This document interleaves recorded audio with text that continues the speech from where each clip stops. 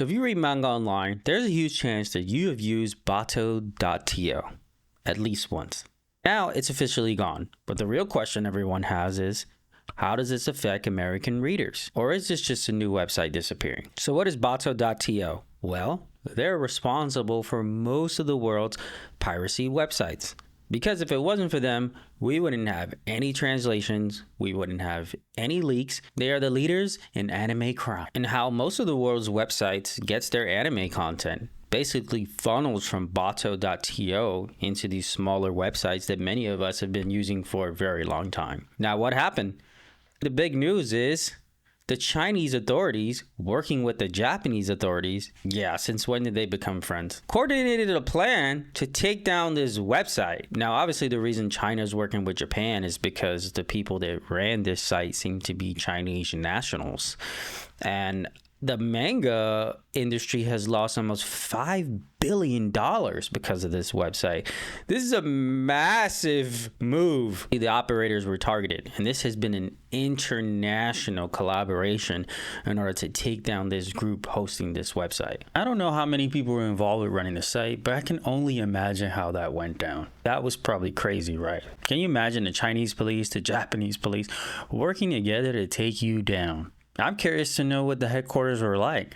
I imagine an old library for some reason, with people in there smoking up cigarettes, and the room is just full of massive amounts of smoke. And my imagination tells me that the employees all look like characters from the movie Kung Fu Hustle. Yeah, just like this lady. I think the people involved are probably going to be locked up for a very long time. I'm sure more information is probably going to come out soon on who did it and how long they're going to be locked away. But if you're at home in America, this is a lesson to you that anyone can be caught at any time. It just may take a while for that to happen. Surely it will eventually occur. So for now, it does seem as though piracy just doesn't pay anymore. This doesn't only affect Asia, it does affect America, because a lot of the websites we're using now, poof, gone. No more manga translations. Does not mean American users were arrested, no Americans were hurt in this operation, and there isn't any new laws that are popping up that are mysteriously going to get in our way. So is this the end of manga piracy? Is the industry finished? No, I don't think so. Many new websites are going to pop up. There are going to be clones of what happened, but the grip is tightening. I think it's going to be a lot harder for companies to just pop up and decide they want to counterfeit or pirate content online.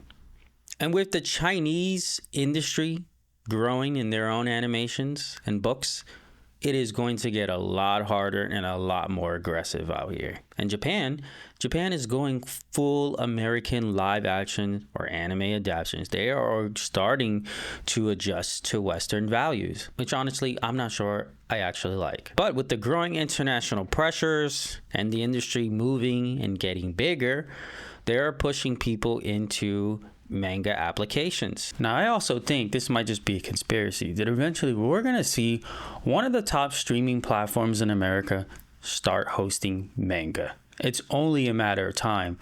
When you consider all the other deals they're working on, I bet you it's probably going to be Amazon Prime. And this wouldn't really be a shocker to me, seeing that Netflix is making a move. Amazon is probably gearing up to make their own move soon. Now, I use the Shonen Jump app on Apple.